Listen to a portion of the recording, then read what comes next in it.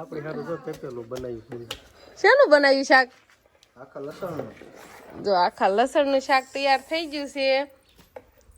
આપણે જો ખાવા આવ્યા છીએ સ્પેશિયલ કંઠિયા વાળીએ કે તો સારું હાલો તો હવે લસણનું શાક ખાવાનું ચાલુ થઈ ગયું છે.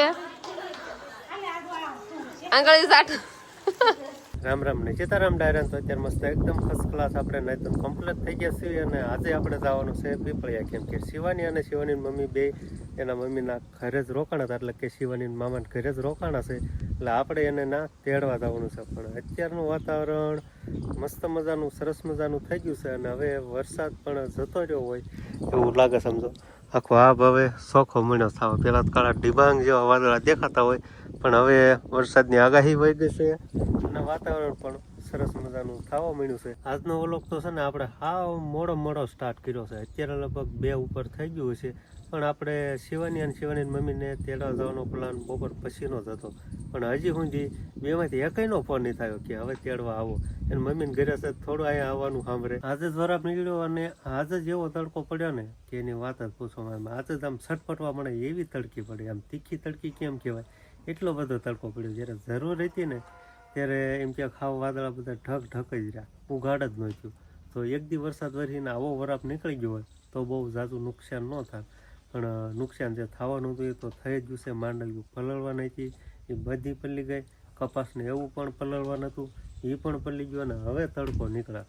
હવે જે થવાનું હતું થઈ ગયું, પણ હવે તડકાનો કાંઈ ફાયદો છે નહીં. પણ તો ફાઇનલ એમ કે વરાપ તો હવે નીકળી ગઈ. તો આપણે છે ને હવે માવો બની ગયો છે, માવો ખાઈને હવે પછી આપણે ધીમે ધીમે પીપળિયા બાજુ હાલતા થઈ જવાના. તો અત્યારે આપણે હવે કરિયાણાના તળાવે પૂગી ગયા છીએ. આપણે જ્યારે પીપળિયા બાજુ હાલવાનું થાય ને ત્યારે એમ કહેવાય કે અહીં થઈને જ હાલવાનું થતું હોય. અને વણ તો લગભગ નવરાત્રિ કાં વધુમાં વધુ દિવાળી આવે ને કાં તો પાણી બંધ જ થઈ ગયું, પણ વણ તો પાણી ચાલુ છે. હજી આપણે ગામની નદી હોય ત્યાં ચાલુ છે. રામ રામ ને સીતારામ બધાને. માતાજી હવનું સારું કરે ને બધાને હાજર નરવા રાખે એવી શુભેચ્છા આપું છું. તો હું ને શિવાની બેન તો શિવાનીના મામાના ઘરે જ હતા અને શિવાનીના પપ્પા અત્યારે જો આવ્યા છે અમને તેડવા માટે. નહીં તેડવા આવ્યા છે ને આપણને તો ગાડીની ચાવી લઈ લીધી અને જવાનું છે, પણ હજુ આપણે નથી જવાનું. પહેલા જવાનું છે મારા ફઈના ઓલે કંધેવાળિયા, ત્યાં જવાનું છે. ત્યાં જવાનું છે. આજ ત્યાં પ્રોગ્રામ ગોઠવેલો છે. પ્રોગ્રામ નહીં, ત્યાં છે ને મારા ફુવાની અને હોટલ છે, એટલે આજે છે ને શાક હશે તો ના તેને ખબર પડે ને જમણવારીનું ને એવું બધું ત્યાં રાખે છે. હોટલ છે એટલે ત્યાં આજે અમારે જમવા જવાનું છે, આમંત્રણ આપ્યું છે, એટલે અમે બધા જવાના છીએ. એટલે શિવાની પપ્પા ઈશ્વરીયાથી આવ્યા છે એટલે પેલા જવાનું છે કંધેવાળિયા. મારા ભાઈ ની આવવાના છે ને અત્યારે બધા બેઠા છે. હું લઈને આવી ખોખું લાવો. તો આપણે તૈયાર થઈ જાય છીએ ને શિવાની ને શિવાનીના પપ્પા ગાડીએ બેસી જશે હવે. નહીં હવે ગાડીમાં જ્યાંથી ઉતરે હવે એને એમ જ હશે કે હજી ઘરે જવાનું છે. આપણે ઘરે હજુ નથી જવાનું હો, પછી નાખીને આવીને હો ભૂલું એને તો ભૂલું કરવા જવાનું, ભૂલું કરવા નહીં જવાનું. મારા ફૂઈના ઓલે જવાનું છે. હાલો તમે આવો છો, તૈયાર થઈ જા હા હાલો ને. હવે દેવાંશી તાર આવું છે ના મમ્મી જો ને નીંદ નાખવા મીડા છે બધા ને. હાલો મોટા બા તમારે નણંદ પાસે આવું છે.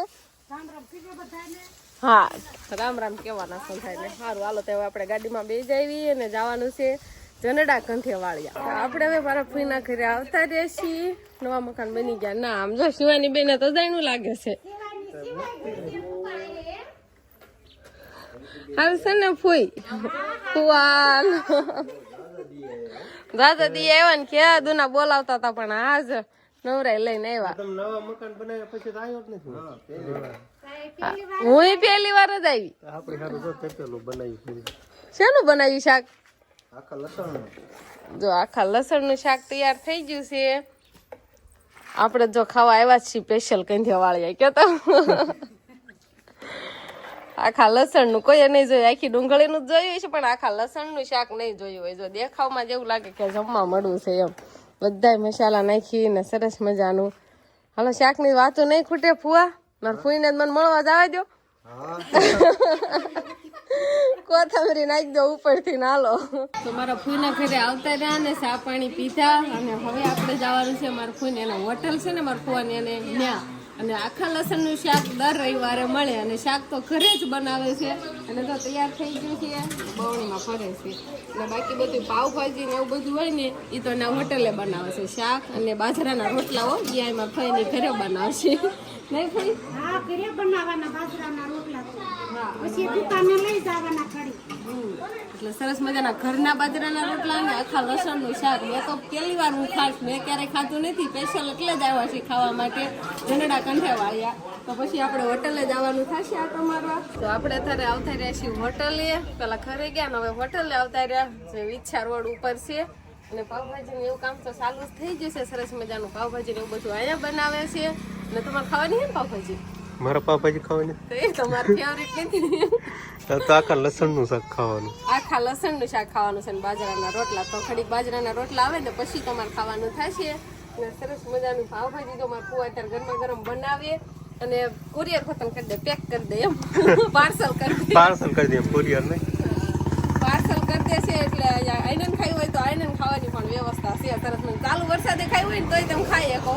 તો આગળ નાખીને આમ સરસ મજાના સાટા ન પડે ને એવું બધું કરી નાખ્યું છે. અને પાર્સલ લઈ જવું હોય ને ઘરે તો પાર્સલ પેક કરી દેશે. અત્યારે તો પાર્સલ પેકિંગ કરવાનું એવું કામ જ ચાલુ છે. તો સરસ મજાનું ટેબલ ને ખુડેશું ગોઠવાઈ ગયું છે અને શિવાની પપ્પાની બે ગયા છે. અને એને ફેવરિટ એમ કહેવાય ને પાવભાજી છે. એટલે આજ તો એને પાવભાજી જ ખાવાની છે નહીં? પાવભાજી નામ ન લીધી, ભલે મારે ફેવરિટ રહે, પણ આજે છે ને બાજરાના રોટલા અને આખા લસણનું શાક ખાવાનું છે. ના ના, તમને પાવભાજી જ ખવડાવી છે. આ પાવભાજી એટલી ફેવરિટ છે ને એટલે બીજું બધું ભૂલી જાય છે. પાવભાજી ની તો મારે સંભાળતા જ નહીં, કેમ કે અહીંયા છે ને આખા લસણનું શાક ખાવાનું છે. ને એમાં હારે બાજરાના રોટલા હોય.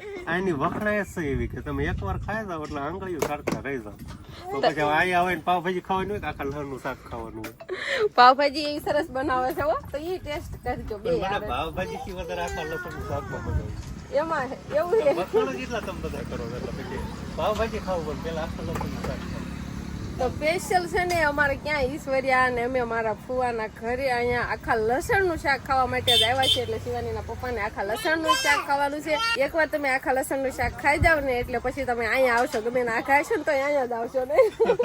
હવે અહીંયા કેટલી ઘણી ખોટે થવાનું હે? કેટલી ઘણી ખોટે થવાનું?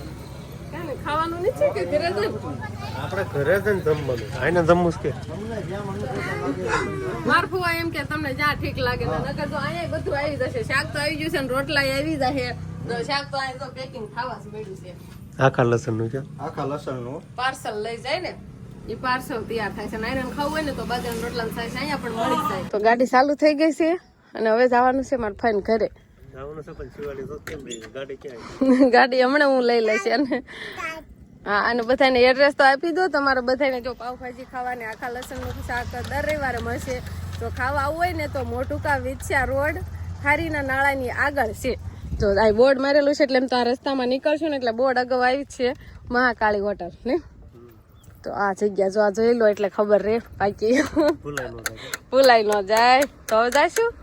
તો મારા ફુવાના ઘરે આવ્યા ને અને હોટલ આવ્યા એટલે મને બહુ આનંદ થયો કે અહીંયા મારા શિક્ષક મને મળી ગયા. નકર મારા શિક્ષક મને ક્યારે મળે એવું થાય.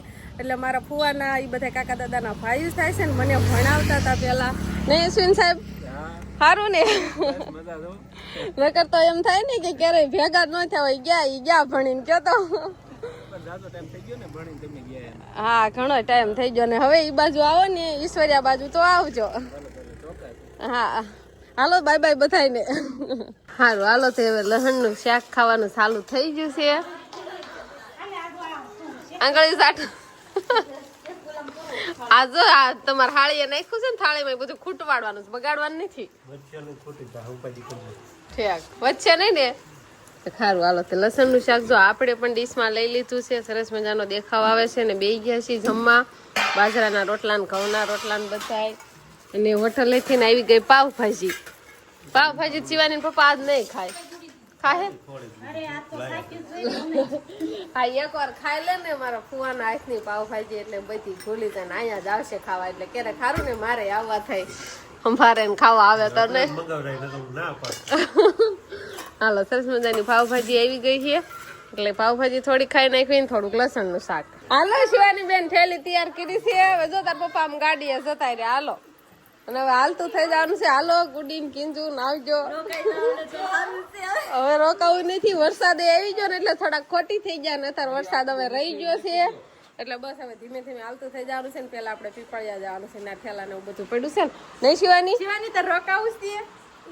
ના ના ઈ હવે રોકાતી છે. આવજો બટા રામ રામ કહેતા બધાને હવે તો કઈ નવરા નહીં રહો. હવે નહીં નવરા નહીતર તો એમ થાય કે કાંટો આવે પણ હવે તો આ કામ છે એટલે તાર રોજે રોજ કામ ચાલુ કરી દેવું પડે. હોટલ છે ને શાક ને એવું બધું તાર ઘરે બનાવે, પાવભાજી ને એવું બધું તો ત્યાં બનાવે. સારું હાલો તો હવે જાય. આવજો બધાને જય માતાજી. હા હવે જો વરસાદ રહી ગયો છે ને સમજો આ ઉતાવળી થાય છે.